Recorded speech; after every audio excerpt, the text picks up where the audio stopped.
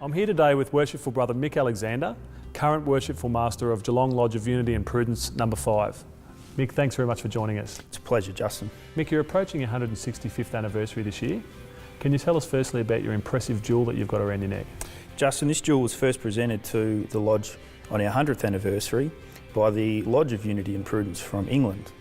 That was back in 1948, and it was presented for two reasons. One was the celebration of our 100th anniversary, but the second one was in recognition of the support that our Lodge gave to theirs during World War II. Our Lodge undertook a lot of charitable organisation. We sent a lot of care packages over to the Lodge and really tried to help them out and make them more comfortable during World War II. And as a sign of thanks and a token of appreciation, this was presented to the Lodge, and it's been worn by every master since. And unfortunately, the Lodge of Unity and Prudence in England is no longer in existence, which is a real shame. But it's something that we wear with pride, and I think it really does top off your year as master to be able to wear it, especially when you're out visiting other lodges. Fantastic. And Mick, you're lucky enough to be in the company of some great men that have come through the Lodge. And one of those people just happens to be Charles Brownlow, the namesake of the AFL Best and Fairest Medal and of course VFA and VFL champion, which is why we're here today. And could you tell us a little bit about Charles Brownlow and his involvement in Freemasonry? I can. Probably like most people of his standing, his involvement wasn't, I suppose, in a great capacity, but he'd been a long-standing member of the Lodge. He was first initiated in 1885, which he played VFA from 1880 to 1891, so he was really right in the middle of his football career when he decided to join Freemasonry, which I could just imagine what that would have been like for the members of Freemasonry in Geelong and the members of our Lodge in particular to have an ex-Geelong captain. They'd won a premiership in 1883 under his captaincy. I could just imagine what it would have felt like to be in the Lodge room on the night of his initiation. And like yourself, you've got a successful business in the city. Can you tell us a little bit about Charles Brownlow and what he actually did? Charles was actually a jeweller by trade. He did mostly watches and that sort of stuff. But he also did a lot of Masonic jewels, which was quite interesting. And one of the jewels that was presented back in 1875 was, we don't know if it was made by his business, but he certainly had a lot to do with it. And we have a case with the insignia of his business on it. And that was first presented to the past master of our Lodge in 1875. So even before he joined Freemasonry, he had a long and proud connection with it, with the jewels and the other paraphernalia that we wear.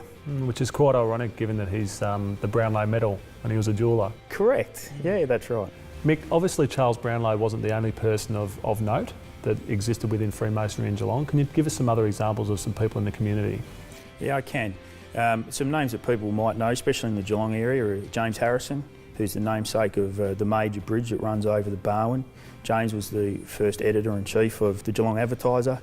But besides that, he was also a great inventor. He was major in the implementation of refrigeration of frozen goods back to England.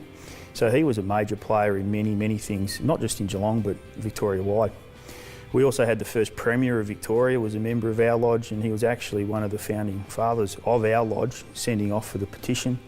And men such as Henry Bannister, who within Freemasonry was a big player. He was a major driver between the amalgamation of the Grand Lodges that were knocking around the area back in the 1880s, and he actually presided at the inauguration of the Grand Lodge of Victoria as a Deputy Grand Master at the time. Mick, we talked about you having a successful business in Geelong. Could you tell us a little bit about what Freemasonry means to you and how you came to be in Freemasonry? Yeah, it was funny. I wasn't looking for anything. I'd sort of heard a little bit about Freemasonry, but didn't really know much about it. And I was heavily involved in another organisation at the time, and out of the blue I received a letter requesting a reference to be written for one of my mates to join the Lodge. And that letter actually came from another mate of mine who we were all involved in this other organisation. And after a bit of digging, I found out that there was quite a lot of my friends from that other organisation that were members. And that's what really got me started thinking, well, I better have a look at this Freemasonry thing and see what it's all about. And 6 months after doing the reference for Richard, I put in my own paperwork, and 12 months fairly well to the day that Richie was initiated. I found myself being initiated as well. And how do you fit in Freemasonry with your life? I know that you've got a family and that you're a busy man, and how does it work with your life? It works very well. As the current master, it's a weekly commitment with certain meetings and rehearsals, and then the actual lodge night itself. But for me, it's a great breakaway from, I suppose, the reality of life. Being a married man with kids and running my own business, it's quite stressful, and I find that when I come to lodge, it's a great release. I can come into a lodge meeting, a rehearsal, you're pushing yourself to do things that you wouldn't generally do in day-to-day life, and you get to forget about the other pressures that you're having, be it work or customer commitments or family issues, whatever it might be.